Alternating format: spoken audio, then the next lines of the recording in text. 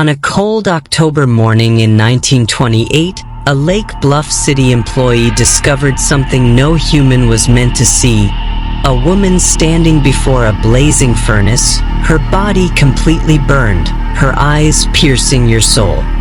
She whispered a single word before collapsing: water.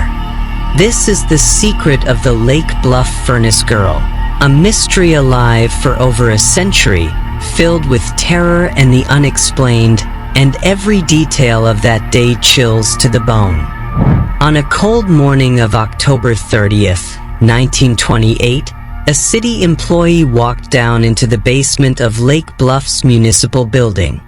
The air was damp and heavy, filled with the smell of coal and old machinery that had not been disturbed for hours. He approached the furnace room door without fear, unaware that history was waiting on the other side. When he opened the door, his body froze as his mind struggled to process what he was seeing. A young woman stood naked before an active furnace, her body burned, blackened, and barely recognizable as human. The orange glow of the fire cast monstrous shadows across the walls, making the room feel alive. She swayed weakly on her feet, as if the flames had drained her strength instead of killing her. For a brief moment, neither of them moved, trapped inside a silence thicker than smoke. Her eyes met his, empty yet pleading, carrying a pain beyond words. Then she whispered a single word, barely audible, yet powerful enough to haunt him forever. She said water. Immediately after, she collapsed onto the cold floor, her body giving up entirely. The man screamed for help, his voice echoing violently through the basement corridors. Police officers and city officials rushed toward the furnace room in disbelief. The woman was carried out and rushed to the hospital in critical condition. Doctors quickly realized her burns were severe, reaching deep into muscle and bone. Her face was swollen and destroyed, making identification nearly impossible. Somehow, against all expectations, she was still alive. She spoke in fragments, whispering strange and contradictory statements that confused everyone. Each word raised more questions instead of answers. Hours later, authorities finally confirmed her identity.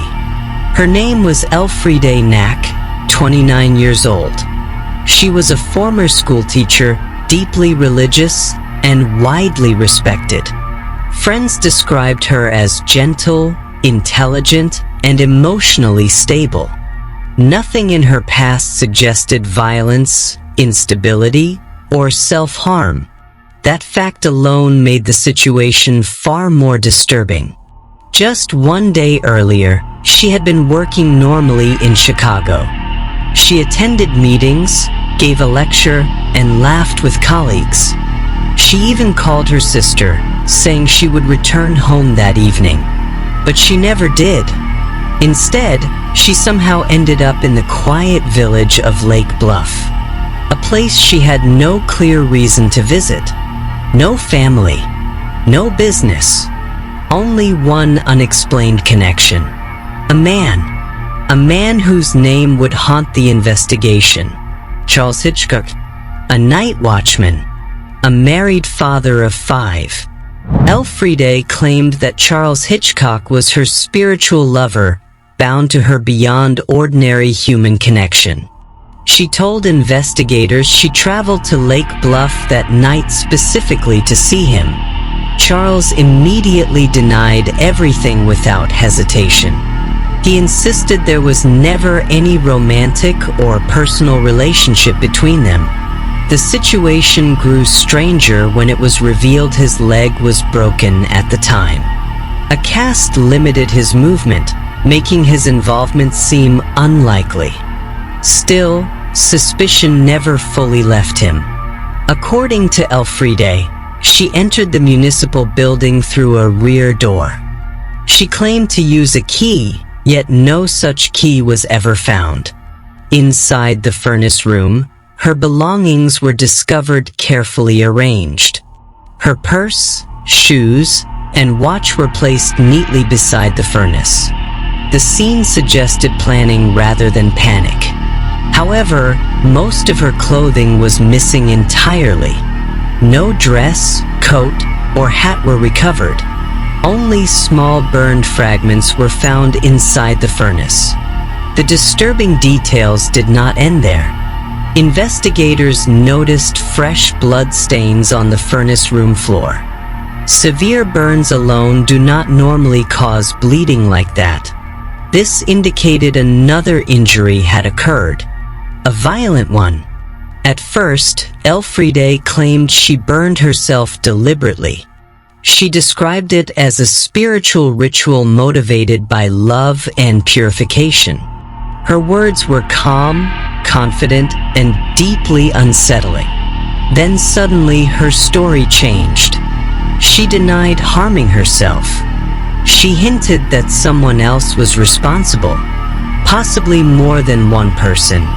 Shortly before her death, she experienced a moment of clarity. She looked at those around her and spoke firmly. "I did not do this." "They did." She gave no names, no explanation. Moments later, she died, taking the truth with her. An autopsy revealed shocking new information, a powerful blow to the head, and signs consistent with electrical shock. Injuries that did not align with suicide, but instead suggested an organized attack. Medical experts stated that inflicting such injuries on herself would be nearly impossible. The pain alone would likely cause immediate loss of consciousness, which raised a terrifying question. If she did not do this, who did? The investigation slowly began to fall apart. Evidence was incomplete. Witness statements conflicted, and crucial questions remained unanswered. Several theories emerged, but none could explain everything. Some believed she was consumed by religious obsession. Others believed she was the victim of murder. Even psychological manipulation was considered. Yet no theory explained the burns, the head injury, and the electricity together. Years later, Charles Hitchcock was arrested for unrelated crimes. He was dismissed from the police force. Old suspicions immediately resurfaced. Still, no direct evidence linked him to Elfriede's death. Over time, public attention faded. The case was quietly closed. But the mystery never truly disappeared. Nearly 100 years later, questions remain unanswered. Who attacked Elfriede Nack? Why was the furnace used? And why did she change her story at the end? Was she a victim of obsession? Or a carefully hidden crime? Perhaps the truth was buried with her. Or perhaps it still lingers in that basement, where fire once burned, where blood stained the floor, where whispers filled the darkness. The furnace room of Lake Bluff has not forgotten. The walls witnessed everything, but they remain silent. Some stories refuse to be fully told. Some secrets resist the light.